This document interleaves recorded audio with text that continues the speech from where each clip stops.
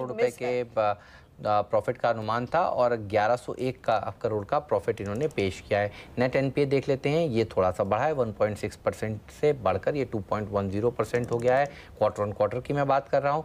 और gross NPA में भी इजाफा देखने को मिला। नंबर्स थोड़े ढीले नज़र आ रहे हैं, लेकिन हमारी नज़र होगी कि क्या कोई अनाउंसमेंट होता है सीईओ को लेकर, उस पर कुछ स्पष्टीकरण आता है या नहीं। लेकिन अच्छा, मेरे ख्याल में रवनीत गिल विल रिप्लेस राणा कपूर, ये अपडेट आ रहा है वायर्स पर, तो फिर ये अच्छी खबर है। और देखिए चर्चा डॉयचे बैंक में जो कई साल तक रहे हैं। और हम कह भी रहे थे कि अगर इस तरह का कोई अनाउंसमेंट आता है तो फिर बढ़िया बात हो सकती है। तो इसका अनुमान बाजार को कहीं कहीं था, दबे जबान में लोग बात कर रहे थे कि क्या डॉयचे बैंक से रवनीत गिल साहब आते हैं, तो वो कह रहे हैं कि जी हाँ, 1 मार्च से वो एमडी और सीईओ का पद संभालेंगे। हालांकि पहले ऐसी चर्चा चल रही थी कि इन्होंने एनवेलप में आरबीआई को ये 2 नाम दिए गए हैं और तब भी होप यही थी कि क्या डॉयचे बैंक से एक गिल साहब आएंगे। तो अब ये बैंक ने साफ किया है कि यस बैंक कह रहा है कि राणा कपूर साहब जा रहे हैं। बहुत बड़ा पॉजिटिव है ये उनका जाना। और इनका ठंडे नंबर्स पर देखिए वो खबर आ गई तो स्टॉक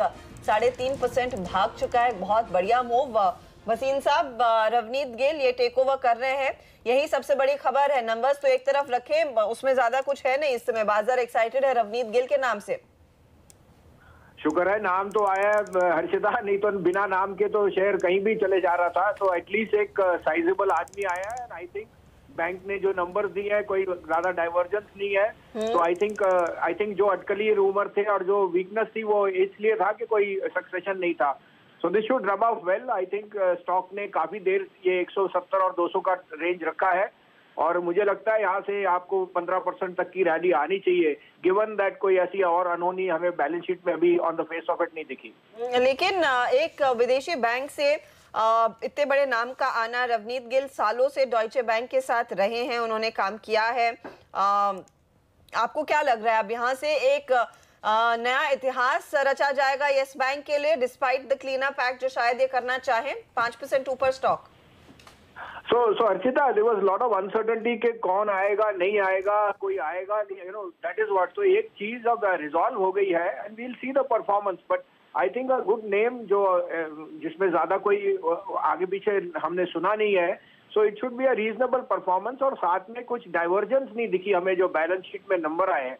तो ये शेयर वैसे भी सस्ता था, लेकिन इसमें बिकॉज कोई एक सक्सेशन प्लान नहीं था, वो अब आ गया है। So that should rub off well I think in the near term. तो अभी खरीद लें। और आपका टारगेट क्या है भसीन साहब इस स्टॉक पर? Hemant, I don't rule out targets of 250 in the next 6 months on this stock. 250 6 महीने में हासिल हो सकता है। ये भसीन साहब का टारगेट नोट करिए। चार्ट्स पर क्या नजर आ रहा है आपको? देखिए, जिस तरह से इसमें शॉर्ट कवरिंग है, मुझे लगता है अगर आज के हिसाब से सोचो तो 214 215 ये आज का टारगेट होगा, लेकिन पोजिशनली मुझे लगता है 240 का टारगेट अनफोल्ड होता है। तो it's a buy with a stop loss of 192 और 192 का स्टॉप लॉस। आप क्या आशीष कोई ऑप्शंस में भी ट्रेड दिख रहा है इसमें? 206 आप देखिए, 5% ऊपर स्टॉक। नहीं, देखिए ये तो बिल्कुल सही है कि चार्ट अच्छा मतलब रिकवरी हो रही है और बहुत अच्छा डेटा भी ओपन इंटरेस्ट का इसमें ऐड हो रहा है। अगर से कॉल ऑप्शन लेनी है तो मेरे हिसाब से 220 की कॉल जो 4 रुपये पे उसको लेनी चाहिए। नीचे में आपको 2 रुपये का स्टॉप लॉस रखना चाहिए। ऊपर में मुझे लगता है ये कॉल ऑप्शन 8 से 9 रुपये तक का अपसाइड प्रीमियम दिखा सकती है। इनफैक्ट हेमंत, मैं कोशिश करने की निकालने की कोशिश कर रही हूँ कि ये रवनीत गिल एग्जैक्टली इनका बायो प्रोफाइल क्या है। 2002 से डॉयचे बैंक की कमान इनके हाथ में है, यानी कि इनके पास साइजेबल एक्सपीरियंस है भारतीय बैंकिंग इंडस्ट्री का। और ऑफ कोर्स वो एक विदेशी बैंक के साथ है, तो वो एक्सपीरियंस भी लेकर आएंगे यस बैंक में। उसका एक बड़ा पॉजिटिव रहेगा। और इनकी कंपटीशन में रजत मोंगा थे जो एक इनसाइड आदमी थे। अब बाजार मेरे ख्याल में इसीलिए और एक्सुबरेंस दिखा रहा है और भी चहक दिखा रहा है, क्योंकि यहाँ पर कुछ नया होता हुआ दिखाई देगा, एक नई जान, नई ऊर्जा आएगी स्टॉक में। सबसे बड़ी बात यह है कि अगर कोई देखिए 2 ही नामों की चर्चा थी। एक तो मोंगा साहब के नाम की कि उनको एलिवेट कर दिया जाएगा, और दूसरा अब रवनीत गिल साहब के नाम की। अगर मोंगा साहब को एलिवेट किया जाता तो ये होता कि जो सब कुछ है वो कारपेट में ही नीचे छुप जाने वाला है, चीज़ें सामने निकल कर आएंगी नहीं। तो ये एक अच्छी बात है कि कि रवनीत गिल साहब को चुना गया और ये आज जब बोर्ड की तरफ से आउटकम आता हुआ नजर आ रहा है। औपचारिक ऐलान, पहले केवल रूमर्स थे कि 2 नाम दिए गए हैं, लेकिन ये नाम अब सामने आ रहा है। अब समझने वाली बात ये है कि आरबीआई ने ये नाम तय किया या इनके बोर्ड ने ये नाम तय किया, इस पे मेरे को तो इसके अंदर वही था कि आरबीआई को अपना प्रेफरेंस देना था और फिर बोर्ड ने वो बात माननी थी, as far as I understand. मुझे पता नहीं अब इसमें क्या प्रोसीजर फॉलो किया जाता है। राजेश अग्रवाल, कोई अपडेट है इसमें कि व्हाट इज द प्रोसीजर? क्या ये 2 नाम तो भेजे गए होंगे कंपनी की ओर से और फाइनल डिसीजन आरबीआई का रहता है या फिर बोर्ड ने डिसाइड किया है, या दोनों? देखिए, उतनी क्लैरिटी मेरे को भी नहीं है पूरे प्रोसीड्यूर की, लेकिन जिस तरीके से न्यूज़ फ्लो चल रही थी उसमें ऐसा लगता है कि बोर्ड ने 2 नाम सेलेक्ट किए, आरबीआई को दिए। आरबीआई ने उसमें जिसमें ज़्यादा वेटेज लगी उसे नियुक्त कर दिया। जो न्यूज़ फ्लो है उस हिसाब से तो मुझे ये लग रहा है। चलिए, तो आरबीआई की तरफ से भी एक अनाउंसमेंट का शायद लोग इंतज़ार करना चाहेंगे। लेकिन देखिए, ये नाम बढ़िया है और इस नाम पर मुझे नहीं लगता आरबीआई को भी आपत्ति होगी, तो अच्छा नाम है और इस नाम पर मेरे ख्याल में मार्केट भी देखिए खुश होगा। अब एक बार पूछते हैं भसीन साहब, आपको कुछ आइडिया है कि अब ये जो नाम है ये फाइनल है और आरबीआई की एक औपचारिकता वाली मोहर ही बस लगनी होगी? अच्छा, भसीन साहब शायद इस समय हमारे साथ नहीं है, लेकिन आप याद करिए कल का दिन जब गाबा सर कह रहे थे, गाबा सर खरीद लीजिए खरीद लीजिए खरीद लीजिए, क्या भागा ये स्टॉक का। इस अनाउंसमेंट से पहले 199 से थोड़ा सा नीचे था ये स्टॉक, अनाउंसमेंट आते ही देखिए 200 के ऊपर निकला, 211 का भाव इस समय। ये बताइए कहाँ तक जा सकता है आपके लिहाज से? 188 में जो रो देखा हमने पहले, वो बहुत अच्छा सेटअप था, उसके हिसाब से मैंने कल बाय दिया था। मुझे इसका लगता है टारगेट कम से कम 230 नजर आता है, वहाँ तक जरूर जाना चाहिए। इस कैंपेन में जितनी आज बाइंग हो रही है उससे लगता है एक अपमूव तो कल मिलेगा ही मिलेगा, नेक्स्ट वीक भी मिलेगा। जो शॉर्ट से सिस्टम में उनको तो कवर करने पड़ेंगे एक, और दूसरा लॉन्ग पोजीशन भी बनेंगे। तो अब अच्छे दिन आ गए यस बैंक के, बिल्कुल, है ना?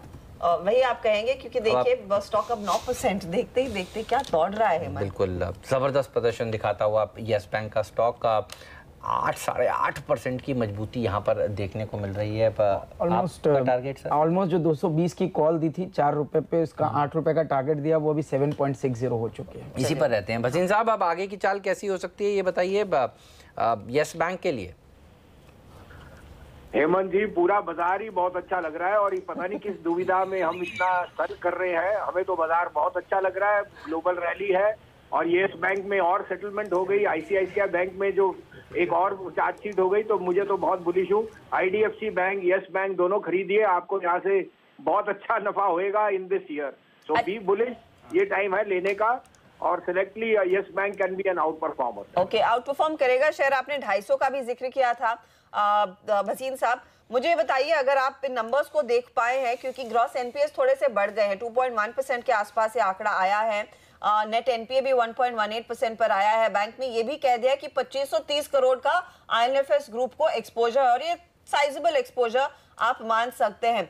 उस सब को नजरअंदाज कर इस समय बैंक के जो निवेशक है, ट्रेडर्स है, फोकस कर रहे हैं रवनीत गिल पर। लेकिन अगर वो चश्मा रवनीत गिल का हटाकर दूसरी तरफ रखे और नंबर्स को एनालाइज करने की कोशिश करें, क्या आप कहेंगे यहाँ से स्थिति अब बेहतर हो सकती है? उसमें कॉन्फिडेंस है, क्योंकि एसेट क्वालिटी ठीक नहीं लग रही है इस समय।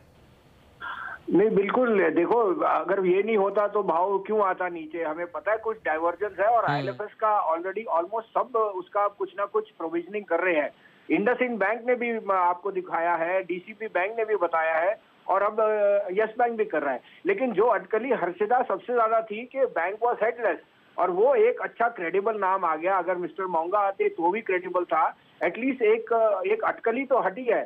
सो markets generally wait for are nervous on rumours, और जब एक एक्चुअल फैक्ट आ जाए तो जो शॉर्ट्स हैं दे हैव गॉट स्क्वीज। हमें लगता है अभी भी यहाँ से निफ्टी और बैंक निफ्टी दोनों में yes bank can be a huge contributor. In fact it is 27300 पर निफ्टी बैंक को लेकर आया है, यस बैंक अकेले को कंट्रीब्यूशन का भी प्लेट स्क्रीन पर लेकर आते हैं। 50 पॉइंट ऊपर निफ्टी बैंक है और बड़ी मूव किसी और में नहीं देखने को मिली है, सिर्फ और सिर्फ यस बैंक में देखने को मिली। निफ्टी बैंक के कंट्रीब्यूटर्स लेकर आइएगा डायरेक्टर साहब। ये तो निफ्टी के कंट्रीब्यूटर्स हुए, देखिए 79 पॉइंट्स जोड़े हैं निफ्टी बैंक की इस मूव में, सिर्फ और सिर्फ यस बैंक में।